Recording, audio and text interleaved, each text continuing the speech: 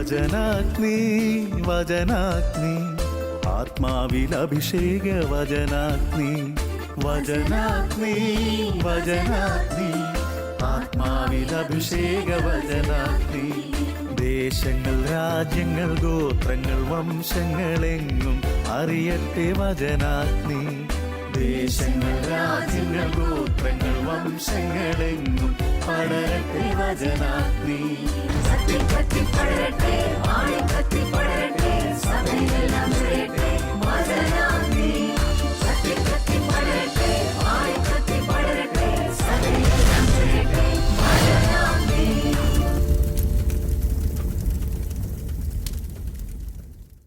ഈശോയിൽ ഏറെ സ്നേഹിക്കപ്പെടുന്ന എൻ്റെ പ്രിയപ്പെട്ട സഹോദരി സഹോദരന്മാരെ, നിങ്ങളേവരെയും ഏറെ സ്നേഹത്തോടെ യേശുനാമത്തിൽ ഈ വചന ശുശ്രൂഷയിലേക്ക് സ്വാഗതം ചെയ്യുന്നു. നാം ഇന്ന് ധ്യാനിക്കുന്ന വചനം സങ്കീർത്തനങ്ങൾ 91:11 വചനമാണ്. നിന്റെ വഴികളിൽ നിന്നെ കാത്തുപാലിക്കാൻ അവിടുന്ന് തൻ്റെ ദൂതരോട് കൽപ്പിക്കും. മറ്റൊരു വചനം കൂടെയുണ്ട്, സങ്കീർത്തനങ്ങൾ 34:7 തിരുവചനം. വചനം ഇതാണ്: കർത്താവിൻ്റെ ദൂതൻ ദൈവഭക്തരുടെ ചുറ്റും പാളയമടിച്ച് അവരെ രക്ഷിക്കും. പ്രിയപ്പെട്ടവരെ, എൻ്റെ ഏറ്റവും അടുത്ത ഒരു സുഹൃത്ത് കഴിഞ്ഞ 2 ആഴ്ച മുമ്പ് എന്നോട് ഫോണിൽ സംസാരിക്കുകയായിരുന്നു. ഈ സുഹൃത്ത് ഏറെ നാളത്തെ കാത്തിരിപ്പിന് ശേഷം കോവിഡ് കാലഘട്ടത്തിൽ ജോലി നഷ്ടപ്പെട്ടതാണ്. ഏറെ കഷ്ടപ്പെട്ട് ഒരു ജോലി സമ്പാദിച്ച് അങ്ങോട്ട് പോകാനുള്ള എല്ലാ തയ്യാറെടുപ്പുകളും നടത്തി വരികയാണ്. ഈ സമയത്ത് മെഡിക്കൽ ചെക്കപ്പിൻ്റെ സമയത്ത് അദ്ദേഹത്തിന് ശ്വാസകോശത്തിൽ ഒരു ചെറിയ ഹാർഡായിട്ടുള്ള ഒരു ഭാഗം ഉണ്ട് എന്ന് കണ്ടുപിടിക്കുകയുണ്ടായി. എക്സ്റേ പരിശോധനയിൽ ഇത് കണ്ടുപിടിച്ച അദ്ദേഹത്തെ സ്കാനിങ്ങിനായിട്ട് മറ്റൊരു സ്ഥലത്തേക്ക് മാറ്റിക്കൊണ്ടിരിക്കുകയാണ്. ഇദ്ദേഹം പറയുകയാണ്, ഇതുവരെ ഇല്ലാതിരുന്ന ഒരു തടസ്സം, ഒരു പ്രശ്നം ഈ സമയത്ത് കണ്ടുപിടിക്കപ്പെട്ടിരിക്കുകയാണ്. തീക്ഷ്ണമായിട്ട് പ്രാർത്ഥിക്കാൻ തുടങ്ങി. ബാഗിലുണ്ടായിരുന്ന ജപമാല കയ്യിലെടുത്ത് ശക്തമായിട്ട് മനസ്സിൽ പ്രാർത്ഥിക്കാനായിട്ട് ആരംഭിച്ചു. സ്കാനിങ് റൂമിലേക്ക് കയറ്റാറായി. അങ്ങനെ നിന്നപ്പോൾ ഏതാണെന്നറിയില്ല, ആ സ്ഥാപനത്തിലെ ഒരു അധികാരി അങ്ങോട്ട് കടന്നു വരികയും എന്താണ് ഇവിടെ എന്ന് ചോദിക്കുകയും ചെയ്തു. ലങ്സിൽ ഇങ്ങനെ ഒരു ഹാർഡായിട്ടുള്ളൊരു മാസ് ശ്രദ്ധയിൽപ്പെട്ടിട്ടുണ്ട്, അതുകൊണ്ട് കൂടുതൽ പരിശോധനകൾക്കായി വന്നതാണ് എന്ന് പറയുകയും ചെയ്തു. പ്രിയപ്പെട്ടവരെ, ഈ സുഹൃത്ത് എന്നോട് പറയുകയാണ്, ഈ വന്നയാൾ ഒരു ഡോക്ടറാണോ അല്ലയോ എന്ന് എനിക്ക് അറിഞ്ഞുകൂടാ. അദ്ദേഹം പെട്ടെന്ന് എന്നോട് പറഞ്ഞു, ഉടനെ തന്നെ അടുത്ത് കാണുന്ന റൂമിലേക്ക് വരിക, ഞാൻ തന്നെ ഇത് ചെയ്തു നോക്കാം. അതുവരെ നിന്ന ആൾ മാറി. ഇദ്ദേഹം ഈ ആളുടെ കൂടെ അടുത്ത റൂമിലേക്ക് കടന്നു പോവുകയും സ്കാനിങ് ചെയ്യുകയും ചെയ്തു. ഇദ്ദേഹത്തിൻ്റെ കയ്യിൽ ജപമാല ഇരിക്കുന്നത് കണ്ട് ആ വ്യക്തി ഇദ്ദേഹത്തോട് പറഞ്ഞത്രേ, ശക്തമായിട്ട് പ്രാർത്ഥിച്ചോളുക, മാസ് എക്സ്റേയിൽ കണ്ടെത്തിയാൽ സ്കാനിങ്ങിലും സാധാരണ കണ്ടെത്താനുള്ള ഒരു സാധ്യതയുണ്ട്, പക്ഷേ നിങ്ങളുടെ ദൈവത്തിന് അസാധ്യമായി യാതൊന്നുമില്ലല്ലോ. അതിൽ നിന്ന് മനസ്സിലായി ഇദ്ദേഹം ഒരു ക്രിസ്ത്യൻ അല്ല എന്നുള്ളത്.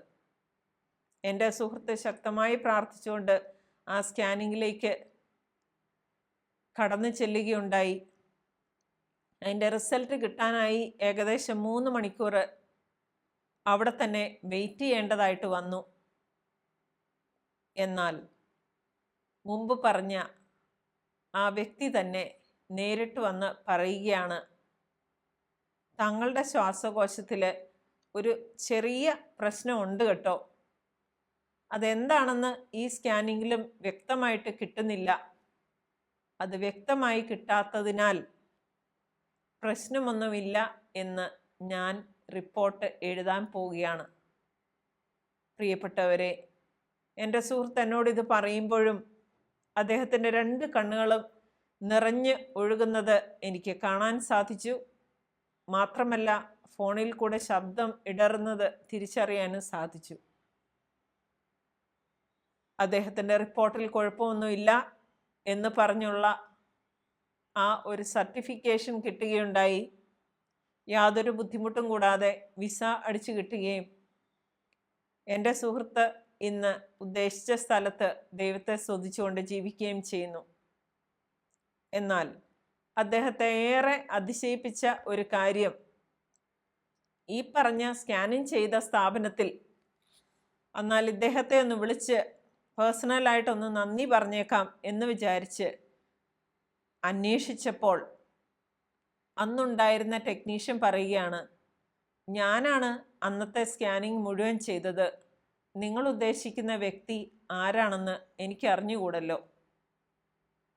പ്രിയപ്പെട്ടവരെ, ദൈവത്തിൻ്റെ ദൂതൻ പ്രത്യക്ഷപ്പെട്ടതാണ് എന്നാണ് എൻ്റെ സുഹൃത്ത് പറയാനിടയായത്. ഇതേപോലെ അത്ഭുതം കലർന്ന അനേകം അനുഭവങ്ങളിലൂടെ നാം ഓരോരുത്തരും കടന്നു പോയിട്ടില്ലേ? തീർച്ചയായും നമ്മുടെ കണ്ണുകൾ നനയത്തക്ക രീതിയിൽ ചില ആളുകൾ പെട്ടെന്ന് ഒരു വിഷമസന്ധിയിൽ വന്ന് നമ്മളെ സഹായിക്കുന്നതും അവിടെ നിന്ന് അപ്രത്യക്ഷരാകുന്നതും നാം കണ്ടിട്ടില്ലേ? ദൈവത്തിന് പ്രവർത്തിക്കാൻ പല വഴികളുണ്ടല്ലോ. ഈ കാര്യത്തെപ്പറ്റി സംസാരിച്ചപ്പോൾ എൻ്റെ സുഹൃത്ത് എന്നോട് പറഞ്ഞ ഒരു വാക്കുണ്ട്, ദൈവത്തിൻ്റെ ആളുകൾ എല്ലാ സ്ഥലത്തും ഉണ്ട് അല്ലേ? നമുക്കൊരു ആവശ്യം വന്നാൽ ദൈവം എത്ര വ്യക്തികളിൽ കൂടെയാണ് നമ്മെ സഹായിക്കുന്നത്. തീർച്ചയായും ഞാൻ ചിന്തിക്കാൻ തുടങ്ങി. പല വിഷമഘട്ടത്തിലൂടെയും കടന്നു പോകേണ്ടി വന്നപ്പോൾ അത്ഭുതകരമായി പല വ്യക്തികളിലൂടെയും കർത്താവ് നേരിട്ട് ഇടപെടുന്നത് ജീവിതത്തിൽ അനുഭവിച്ചറിഞ്ഞ ഒരു വ്യക്തിയാണ് ഞാൻ. നമ്മുടെ എല്ലാവരുടെയും ജീവിതത്തിൽ ചില ആളുകൾ കറക്റ്റ് സമയത്ത് വന്ന് നമ്മെ സഹായിക്കുന്നതും അതിനുശേഷം അവിടെ നമുക്ക് കൂടുതലായിട്ട് അവരെ കാണാൻ പറ്റാത്തതും പലപ്പോഴും നാം ശ്രദ്ധിക്കാറില്ലേ? ഈ ഒരു വിഷയത്തെപ്പറ്റി ചിന്തിച്ച് പ്രാർത്ഥിച്ചുകൊണ്ടിരുന്നപ്പോൾ എൻ്റെ ചിന്തയ്ക്ക് വിഷയീഭവിച്ച ചില വചനങ്ങളാണ് നിങ്ങളുമായിട്ട് പങ്കുവയ്ക്കുന്നത്. കർത്താവിൻ്റെ ജനനം മുതൽ മരണം വരെയുള്ള കാലഘട്ടത്തിൽ കർത്താവിൻ്റെ ദൂതൻ നേരിട്ട് ഇടപെട്ട് എത്രയോ കാര്യങ്ങളാണ് ദൈവത്തിൻ്റെ ആലോചന പ്രകാരം മുൻപോട്ട് കൊണ്ടുപോയതെന്ന് ബൈബിളിൽ കൂടെ ഇങ്ങനെ കടന്നുപോയപ്പോൾ അത്ഭുതത്തോടെ ഞാൻ മനസ്സിലാക്കുകയുണ്ടായി. പല പല പീസസ് ആയിട്ട് പല പ്രാവശ്യം വായിച്ചിരുന്ന വചനഭാഗങ്ങൾ എല്ലാം കൂടെ കൂട്ടിയിണക്കി പരിശുദ്ധാത്മാവ് വെളിപ്പെടുത്തി തരികയും ചെയ്തു. നമുക്ക് ആ വചനങ്ങളിലേക്കെല്ലാം ഒന്ന് കടന്നു ചെല്ലാം. ദൈവത്തിൻ്റെ ദൂതൻ നമ്മുടെ ജീവിതത്തിലും ജനനം മുതൽ മരണം വരെ പല കാര്യങ്ങൾ ദൈവത്തിനു വേണ്ടി ചെയ്യുന്നത് നാം ഈ വചനങ്ങളിലൂടെ കടന്നു പോയി കഴിയുമ്പോൾ നമുക്ക് മനസ്സിലാക്കാൻ സാധിക്കും എന്നതിൽ യാതൊരു സംശയവുമില്ല. ആദ്യത്തെ വചനഭാഗം ഇതാണ്. ലൂക്കായുടെ സുവിശേഷം 1-ാം അധ്യായം 26 മുതൽ 38 വരെയുള്ള വചനങ്ങൾ. തീർച്ചയായിട്ടും പരിശുദ്ധ അമ്മയുടെ അടുത്ത് ദൈവദൂതൻ നേരിട്ട് പ്രത്യക്ഷപ്പെട്ട് ധൈര്യപ്പെടുന്നതും ദൈവത്തിൻ്റെ ദൂത് അറിയിക്കുന്നതുമാണ് ഈ വചനഭാഗങ്ങളിൽ നമുക്ക് കാണാൻ സാധിക്കുന്നത്. 26 മുതൽ 38 വരെയുള്ള വചനങ്ങളിൽ കൂടെ നാം ഇങ്ങനെ കടന്നു പോകുമ്പോൾ ഗബ്രിയേൽ ദേവദൂതനാണ് പരിശുദ്ധ അമ്മയ്ക്ക് പ്രത്യക്ഷപ്പെട്ടത്. 6-ാം മാസം ഗബ്രിയേൽ ദൂതൻ ഗലീലയിൽ നസറത്ത് എന്ന പട്ടണത്തിൽ ദാവീദിൻ്റെ വംശത്തിൽപ്പെട്ട ജോസഫ് എന്ന പേരായ പുരുഷനുമായി വിവാഹ നിശ്ചയം ചെയ്തിരുന്ന കന്യകയുടെ അടുക്കലേക്ക് ദൈവത്താൽ അയക്കപ്പെട്ടു. അവളുടെ പേര് മറിയം എന്നായിരുന്നു. ദൂതൻ അവളുടെ അടുത്ത് വന്ന് പറഞ്ഞു, ദൈവകൃപ നിറഞ്ഞവളെ സ്വസ്തി, കർത്താവ് നിന്നോട് കൂടെ. ഈ വചനം കേട്ട അവൾ വളരെ അസ്വസ്ഥയായി. എന്താണ് ഈ അഭിവാദനത്തിൻ്റെ അർത്ഥം എന്ന് അവൾ ചിന്തിച്ചു. ദൂതൻ ഇങ്ങനെ പറഞ്ഞു, മറിയമേ, നീ ഭയപ്പെടേണ്ട. ദൈവസന്നിധിയിൽ നീ കൃപ കണ്ടെത്തിയിരിക്കുന്നു. നീ ഗർഭം ധരിച്ച ഒരു പുത്രനെ പ്രസവിക്കും. നീ അവന് യേശു എന്ന് പേരിടണം. അവൻ വലിയവനായിരിക്കും, അത്യുന്നതന്റെ പുത്രൻ എന്ന് വിളിക്കപ്പെടും. അവൻ്റെ പിതാവായ ദാവീദിന്റെ സിംഹാസനം ദൈവമായ കർത്താവ് അവന് കൊടുക്കും. യാക്കോബിന്റെ ഭവനത്തിന്മേൽ അവൻ എന്നേക്കും ഭരണം നടത്തും. അവൻ്റെ രാജ്യത്തിന് അവസാനം ഉണ്ടാവുകയില്ല. മറിയം ദൂതനോട് പറഞ്ഞു, ഇതെങ്ങനെ സംഭവിക്കും? ഞാൻ പുരുഷനെ അറിയുന്നില്ലല്ലോ. ദൂതൻ മറുപടി പറഞ്ഞു, പരിശുദ്ധാത്മാവ് നിന്റെ മേൽ വരും, അത്യുന്നതന്റെ ശക്തി നിന്റെ മേൽ ആവസിക്കും. ആകയാൽ ജനിക്കാൻ പോകുന്ന ശിശു പരിശുദ്ധൻ ദൈവപുത്രൻ എന്ന് വിളിക്കപ്പെടും. അതുമാത്രമല്ല, ദൂതൻ മറിയത്തെ അറിയിക്കുന്നത് 36-ാം വചനം, ഇതാ നിന്റെ ചാർച്ചക്കാരി വൃദ്ധയായ എലിസബത്തും ഒരു പുത്രനെ ഗർഭം ധരിച്ചിരിക്കുന്നു. വന്ധ്യ എന്ന് പറഞ്ഞിരുന്ന അവൾക്ക് ഇത് 6-ാം മാസമാണ്. ദൈവത്തിന് ഒന്നും അസാധ്യമല്ല. മറിയം പറഞ്ഞു, ഇതാ കർത്താവിൻ്റെ ദാസി, നിന്റെ വാക്ക് എന്നിൽ നിറവേറട്ടെ. അപ്പോൾ ദൂതൻ അവളുടെ മുമ്പിൽ നിന്ന് മറഞ്ഞു. പ്രിയപ്പെട്ടവരെ, ഈ വചനങ്ങളിൽ കൂടെ കടന്നു പോകുമ്പോൾ നമുക്ക് മനസ്സിലാക്കാൻ സാധിക്കും, എത്രയോ നാളുകൾക്ക് ശേഷം നടക്കാനുള്ളതും ഉടനെ നടക്കാനിരിക്കുന്നതും എല്ലാം ദൈവം തൻ്റെ ദൂതനിലൂടെ മറിയത്തിന് വെളിപ്പെടുത്തി കൊടുത്തിരിക്കുകയാണ്. ദൂതൻ വന്ന് സംസാരിക്കുമ്പോൾ കർത്താവിൻ്റെ വചനമാണ് അത് എന്ന് മനസ്സിലാക്കി വിശ്വാസത്തോടെ അത് ഉൾക്കൊണ്ട പരിശുദ്ധ അമ്മ ഇന്നും നമുക്ക് ഒരു ശക്തി സ്രോതസ്സായി തന്നെ വിളങ്ങി നിൽക്കുകയല്ലേ. ജീവിതത്തിൽ ദൈവത്തിൽ നിന്ന് സന്ദേശം ലഭിക്കുമ്പോൾ തീർച്ചയായും ഇതേ മനോഭാവത്തോടെ വചനങ്ങളെ സമീപിക്കാൻ നമുക്ക് സാധിക്കണം.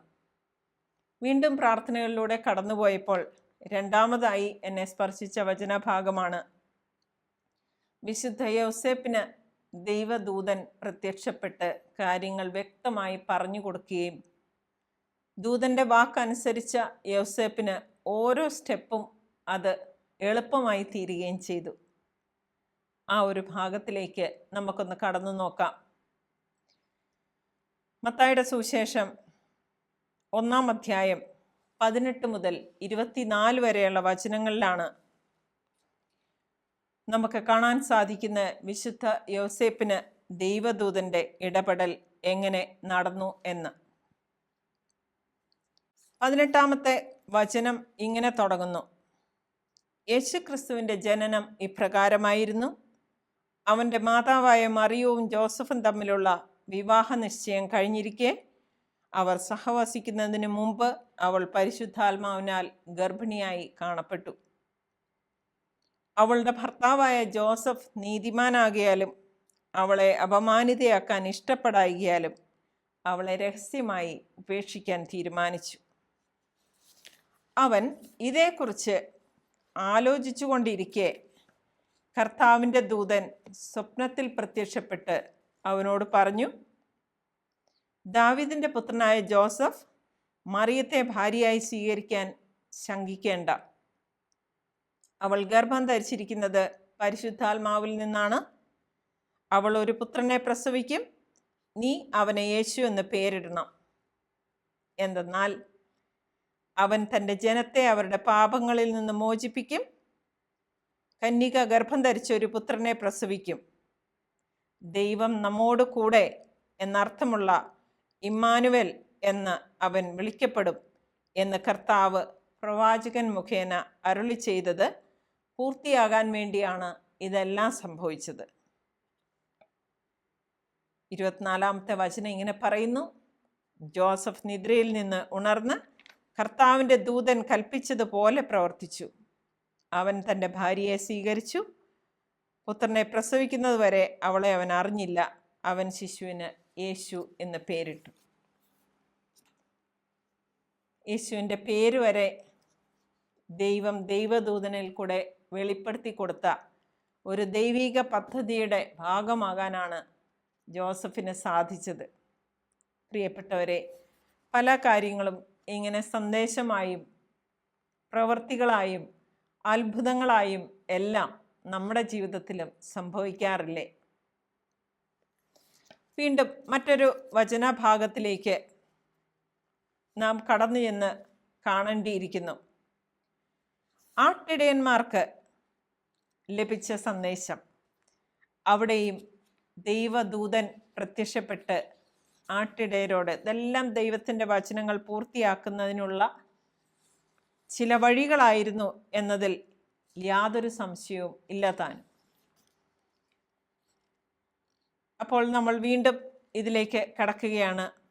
ലൂക്കായുടെ സുവിശേഷം 2-ാം അധ്യായം, അതിൽ 8 മുതൽ 20 വരെയുള്ള വചനങ്ങളാണ് ആട്ടിടയർക്ക് ദൈവദൂതൻ പ്രത്യക്ഷപ്പെട്ട് അരുളി ചെയ്യുന്നത് നമുക്ക് കാണാൻ സാധിക്കുന്നത്. 8-ാമത്തെ വചനം ഇങ്ങനെ പറയുന്നു: ആ പ്രദേശത്തെ വയലുകളിൽ ആടുകളെ രാത്രി കാത്തുകൊണ്ടിരുന്ന ഇടയന്മാർ ഉണ്ടായിരുന്നു.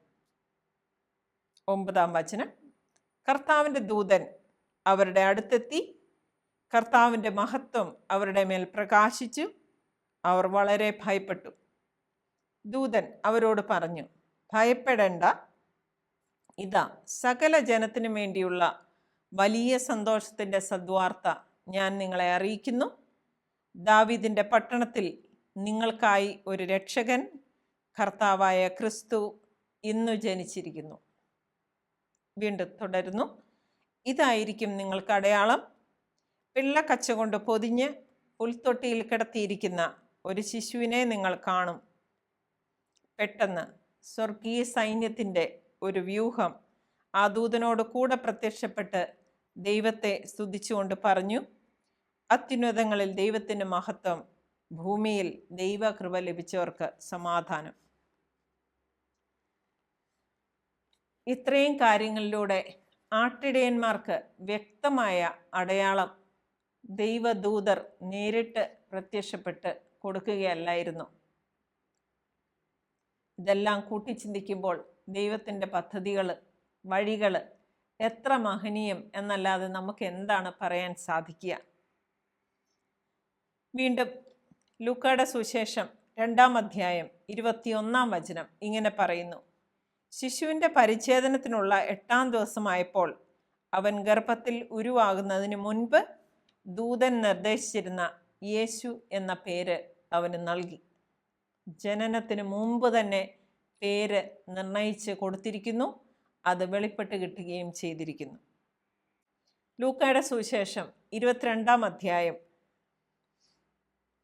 41 മുതൽ 44 വരെയുള്ള വചനഭാഗം. ഗെത്സേമനിയിലെ പ്രാർത്ഥനയാണ് നാം അവിടെ കാണുന്നത്. യേശുവിൻ്റെ പരസ്യ ജീവിത കാലഘട്ടത്തിന് ശേഷം പീഡാസഹനവും കുരിശുമരണവും എല്ലാം നേരിടാനായി പോകുന്ന സമയത്തും ദൈവദൂതൻ പ്രത്യക്ഷപ്പെട്ട് കാര്യങ്ങൾ ചെയ്തുകൊണ്ടേയിരുന്നു. ദൈവിക പദ്ധതി പൂർത്തിയാകണമല്ലോ. 41-ാം വചനത്തിൽ നമുക്ക് ഇങ്ങനെ കാണാനായിട്ട് സാധിക്കും: യേശു അവരിൽ നിന്ന് ഒരു കല്ലേറ് ദൂരം മാറി മുട്ടിന്മേൽ വീണ് പ്രാർത്ഥിച്ചു: പിതാവേ, അങ്ങേക്ക് ഇഷ്ടമെങ്കിൽ ഈ പാനപാത്രം എന്നിൽ നിന്ന് അകറ്റണമേ. എങ്കിലും എൻ്റെ ഹിതമല്ല, അവിടുത്തെ ഹിതം നിറവേറട്ടെ. പ്രിയപ്പെട്ടവരെ, 43-ാം വചനം ദൈവദൂതനെ പറ്റി പറയുന്നു: അപ്പോൾ അവനെ ശക്തിപ്പെടുത്താൻ സ്വർഗത്തിൽ നിന്ന് ഒരു ദൂതൻ പ്രത്യക്ഷപ്പെട്ടു. യേശുവിനെ ശക്തിപ്പെടുത്തി കഴിഞ്ഞപ്പോൾ നമുക്ക് അടുത്ത വചനത്തിൽ കാണാൻ പറ്റും: അവൻ തീവ്രവേദനയിൽ മുഴുകി കൂടുതൽ തീക്ഷ്ണമായി പ്രാർത്ഥിച്ചു. അവൻ്റെ വിയർപ്പ് രക്തത്തുള്ളികൾ പോലെ നിലത്തു വീണു. എങ്കിലും ആ പ്രാർത്ഥന പൂർത്തിയാക്കാനും പിതാവായ ദൈവത്തിൻ്റെ പദ്ധതികൾക്ക് പൂർണ്ണമായും വിധേയനാകാനുമുള്ള ശക്തിയാണ് ദൈവദൂതനിൽ കൂടെ യേശുവിന് ലഭിച്ചത്. വീണ്ടും നമുക്ക് കാണാൻ സാധിക്കും മത്തായിയുടെ സുവിശേഷം 28-ാം അധ്യായം 2-ാം തിരുവചനം. യേശു മരിച്ചടക്കപ്പെട്ട് കല്ലറയിൽ നിന്ന് ഉയർത്തെഴുന്നേൽക്കുന്നതും ദൈവദൂതന്മാർ അവിടെ ഉണ്ടായിരുന്നു എന്ന് സാക്ഷ്യപ്പെടുത്തുന്നു. 28-ാം അധ്യായം 2-ാം വചനം മത്തായിയുടെ സുവിശേഷം ഇങ്ങനെ പറയുന്നു: കർത്താവിൻ്റെ ദൂതൻ സ്വർഗത്തിൽ നിന്ന് ഇറങ്ങി വന്ന് കല്ലുരുട്ടി മാറ്റി അതിന്മേൽ ഇരുന്നു. ഈശോ ഉയർത്തെഴുന്നേറ്റ് കഴിഞ്ഞിരുന്നു. വീണ്ടും ഇത് തന്നെ യോഹന്നാന്റെ സുവിശേഷം 20-ാം അധ്യായം 12-13 വചനങ്ങളിൽ ഇങ്ങനെ പറയുന്നു: വെള്ള വസ്ത്രം ധരിച്ച 2 ദൂതന്മാർ, ഒരുവൻ തലക്കിലും ഇതരൻ കാൽക്കലുമായി യേശുവിൻ്റെ ശരീരം വെച്ചിരുന്നിടത്ത് ഇരിക്കുന്നത് മഗ്ദലന മറിയം കണ്ടു. 13-ാം വചനം ഇങ്ങനെ പറയുന്നു: അവർ അവളോട് ചോദിച്ചു, സ്ത്രീയെ, എന്തിനാണ് നീ കരയുന്നത്? പ്രിയപ്പെട്ടവരെ, ദൈവിക പദ്ധതി പൂർത്തിയാകുകയാണ്. ദൈവം തൻ്റെ ദൂതന്മാരെ കൃത്യസമയത്ത് അയച്ച് നിറവേറാനുള്ളതൊക്കെ നിറവേറ്റുക തന്നെ ചെയ്യും. ഇത് തന്നെയല്ലേ നമ്മുടെ ജീവിതത്തിലും പല പ്രാവശ്യമായി നാം തിരിച്ചറിഞ്ഞിട്ടുള്ളത്. ഇനി എന്നെ ഏറെ അത്ഭുതപ്പെടുത്തിയ ഒരു വചനഭാഗമാണ് പത്രോസ് കാരാഗൃഹത്തിലായിരുന്നപ്പോൾ ദൈവദൂതൻ്റെ ഇടപെടൽ. നമുക്കതൊന്ന് നോക്കാം. അപ്പസ്തോല പ്രവൃത്തികൾ 12-ാം അധ്യായം 6 മുതൽ 10 വരെയുള്ള വചനങ്ങൾ. 6-ാം വചനം ഇങ്ങനെ പറയുന്നു: പരസ്യ വിചാരണയ്ക്ക് പുറത്തു കൊണ്ടുവരാൻ ഹെറോദേസ് ഉദ്ദേശിച്ചിരുന്നതിൻ്റെ തലേരാത്രി പത്രോസ് 2 ചങ്ങലകളാൽ ബന്ധിതനായി 2 പടയാളികളുടെ മധ്യേ ഉറങ്ങുകയായിരുന്നു. പട്ടാളക്കാർ കാരാഗൃഹവാതിക്കൽ കാവൽ നിൽക്കുന്നു ഉണ്ടായിരുന്നു. പെട്ടെന്ന് 7-ാം വചനമാണ്: കർത്താവിൻ്റെ ഒരു ദൂതൻ പ്രത്യക്ഷനായി, ആ മുറിയാകെ പ്രകാശം നിറഞ്ഞു. അവൻ പത്രോസിനെ പാർശ്വത്തിൽ തട്ടി ഉണർത്തിക്കൊണ്ട് പറഞ്ഞു, വേഗം എഴുന്നേൽക്കൂ. അപ്പോൾ അവൻ്റെ കൈകളിൽ നിന്ന് ചങ്ങലകൾ താഴെ വീണു. ദൈവപ്രവൃത്തിയാണ് നാം കണ്ടുകൊണ്ടിരിക്കുന്നത്. ദൂതൻ അവനോട് പറഞ്ഞു, 8-ാം വചനം, നീ അരമുറുക്കി പാദരക്ഷകൾ അണിയുക. അവൻ അങ്ങനെ ചെയ്തു. ദൂതൻ വീണ്ടും പറഞ്ഞു, മേലങ്കി ധരിച്ചുകൊണ്ട് എൻ്റെ പിന്നാലെ വരിക. അവൻ പുറത്തിറങ്ങി ദൂതനെ അനുഗമിച്ചു. എങ്കിലും ദൂതൻ വഴി സംഭവിച്ച ഇക്കാര്യം യാഥാർത്ഥ്യമാണെന്ന് അവന് തോന്നിയില്ല. തനിക്കൊരു ദർശനം ഉണ്ടായതാണെന്നേ അവൻ കരുതിയുള്ളൂ. 10-ാം വചനം ഇങ്ങനെ പറയുന്നു: അവർ 2-ാമത്തെയും 1-ാമത്തെയും കാവൽ സ്ഥാനങ്ങൾ പിന്നിട്ട് നഗരത്തിലേക്കുള്ള ഇരുമ്പ് കവാടത്തിലെത്തി. അത് അവർക്കായി സ്വയം തുറന്നു. അവർ പുറത്തു കടന്ന് ഒരു തെരുവ് പിന്നിട്ടപ്പോൾ ദൂതൻ പെട്ടെന്ന് അപ്രത്യക്ഷനായി. പ്രിയപ്പെട്ടവരെ, ദൈവം എത്ര അത്ഭുതകരമായിട്ടാണ് പത്രോസിനെ കാരാഗൃഹത്തിൽ നിന്ന് വിടുവിച്ചു കൊണ്ടുവരുന്നത് എന്ന് നമുക്ക് കാണാൻ സാധിക്കും. നേരിട്ട് ദൂതനെ അയച്ച് ദൈവത്തിൻ്റെ പ്രവൃത്തികളെല്ലാം യഥാസമയം പൂർത്തിയാക്കുന്ന ഭാഗമാണ് നാം ഈ വചനങ്ങളിലൂടെ കണ്ടത്. വീണ്ടും നമുക്ക് കാണാൻ സാധിക്കും ദാനിയേലിൻ്റെ പുസ്തകം 3-ാം അധ്യായം 26-27 വചനങ്ങൾ. നമുക്കേറെ സുപരിചിതമായ ഒരു ബൈബിൾ ഭാഗമാണത്. ഷദ്രാഖ്, മെഷാഖ്, അബദ്നെഗോ എന്നീ 3 യുവാക്കളെ നെബൂഖദ്നേസർ രാജാവ് സത്യദൈവത്തെ അല്ലാതെ ആരാധിക്കാൻ നിർബന്ധിച്ചപ്പോൾ അതിന് വിസമ്മതിച്ചതിനാൽ എരിയുന്ന തീച്ചൂളയിലേക്ക് എറിയുകയുണ്ടായി. എന്നാൽ 26-27 വചനങ്ങൾ ഇങ്ങനെ പറയുന്നു: അവരോട് കൂടെ നിൽക്കുന്നതിന് കർത്താവിൻ്റെ ദൂതൻ ചൂളയിലേക്ക് ഇറങ്ങിച്ചെന്നു. 3 പേരാണ് എറിയപ്പെട്ടത്, പക്ഷെ 4 പേർ ആ ചൂളയിൽ ഉണ്ടായിരുന്നു. ആ ദൈവദൂതൻ ജ്വാലയെ ചൂളയിൽ നിന്ന് ആട്ടിയകറ്റി. ചൂളയുടെ മധ്യഭാഗം ജലകണങ്ങൾ നിറഞ്ഞ കാറ്റ് വീശുന്ന സ്ഥലം പോലെയായി. അതിനാൽ അഗ്നി അവരെ സ്പർശിച്ചില്ല, ഉപദ്രവിക്കുകയും ചെയ്തില്ല. പ്രിയപ്പെട്ടവരെ, തൻ്റെ പ്രിയപ്പെട്ടവർ ഒരു വിഷമസന്ധിയിലാവുന്ന സമയം കർത്താവ് ദൂതരെ അയച്ച് അവിടുന്ന് അവരെ വിടുവിക്കുന്നു. എത്രയോ അപകടങ്ങളിൽ നിന്നാണ്, എത്രയോ ആപത്സന്ധികളിലാണ് കർത്താവ് നേരിട്ടും ദൂതന്മാർ മുഖേനയും നമ്മെയും രക്ഷിക്കുന്നത്. പ്രിയപ്പെട്ടവരെ, കർത്താവിൻ്റെ ഈ സംരക്ഷണം, കർത്താവിന് നമ്മോടുള്ള സ്നേഹം, വിശ്വസ്തത, ഇതെല്ലാം നാം തിരിച്ചറിഞ്ഞേ മതിയാകൂ. പ്രിയപ്പെട്ടവരെ, ഈ വചനങ്ങളിലൂടെ എല്ലാം കടന്നു പോകുമ്പോൾ കർത്താവിൻ്റെ ദൂതന്മാർ നമുക്ക് ചുറ്റും പാളയമടിച്ച് നമ്മെ സംരക്ഷിക്കുന്നതും നാം പോകേണ്ട വഴി കൃത്യമായി കാണിച്ചു തരുന്നതും മനസ്സിലാക്കുമ്പോൾ കർത്താവ് നിയോഗിച്ച നമ്മുടെ കാവൽ ദൂതനെയും നമുക്ക് ചുറ്റും പാളയമടിച്ച് നമ്മുടെ പാദം കല്ലിൽ തട്ടാതെ പടി നമ്മളെ കൈകളിൽ വഹിച്ച് മുന്നോട്ട് കൊണ്ടുപോകുന്ന കർത്താവിൻ്റെ സംരക്ഷണവും നമുക്ക് അനുഭവിച്ചറിയാൻ സാധിക്കട്ടെ. പ്രിയപ്പെട്ടവരെ, ശത്രുഭയത്തിൽ കഴിയുന്ന അനേകർ ഈ വചനങ്ങൾ ശ്രവിച്ചുകൊണ്ടിരിക്കുന്നുണ്ടാവാം. ജീവിതത്തിൽ അനുഗ്രഹങ്ങൾ പ്രാപിച്ചില്ല എന്ന് വിലപിക്കുന്നവരുണ്ടാവാം. പ്രിയപ്പെട്ടവരെ, നമുക്ക് മനസ്സിലാക്കാൻ സാധിക്കണം, ഇന്നുവരെ നമ്മെ വഴി നടത്തിയ ദൈവം ഇനിയുള്ള നമ്മുടെ ജീവിതയാത്രയിൽ തക്ക സമയത്ത് ഇടപെടുകയും ശക്തമായ സംരക്ഷണത്താൽ നമ്മെ മറയ്ക്കുകയും ചെയ്യും എന്ന്. നമുക്ക് നമ്മുടെ കണ്ണുകളെ അടയ്ക്കാം, പ്രാർത്ഥനയിലേക്ക് കടക്കാം.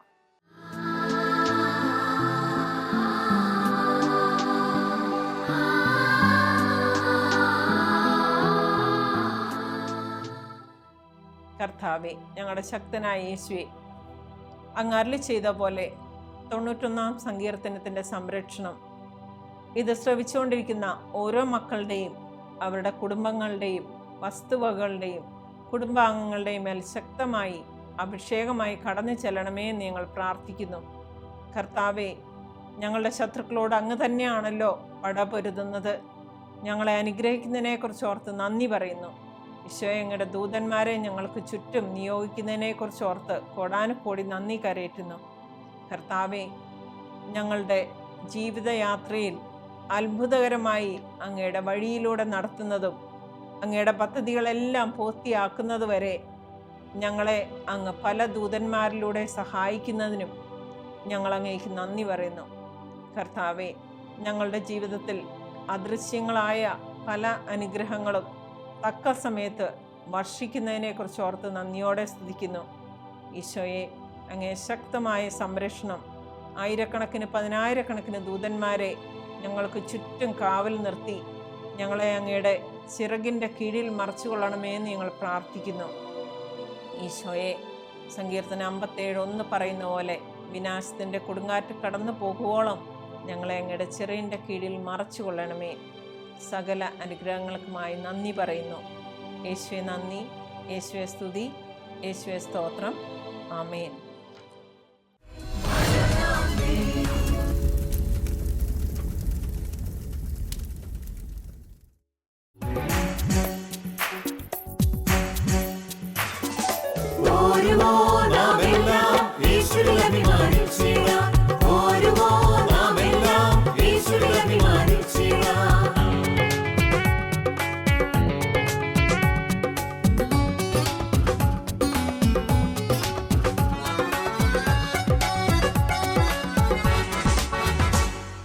നമ്മുടെ നാഥൻ ഒലിവുമലയിൽ അന്ന് നൽകിയ മിഷൻ ദൂത് തലമുറ തലമുറ കൈമാറി കെടാതെ ഞങ്ങൾ ഘോഷിക്കും, കെടാതെ ഞങ്ങൾ ഘോഷിക്കും. നമ്മുടെ നാഥൻ ഒലിവുമലയിൽ അന്ന് നൽകിയ മിഷൻ ദൂത് തലമുറ തലമുറ കൈമാറി കെടാതെ ഞങ്ങൾ ഘോഷിക്കും, കെടാതെ ഞങ്ങൾ ഘോഷിക്കും. ഓരുമോ നാമെല്ലാം യേശുവിൽ അഭിമാനിച്ചിടാം, ഓരുമോ നാമെല്ലാം യേശുവിൽ അഭിമാനിച്ചിടാം, ഓരുമോ നാമെല്ലാം യേശുവിൽ അഭിമാനിച്ചിടാം.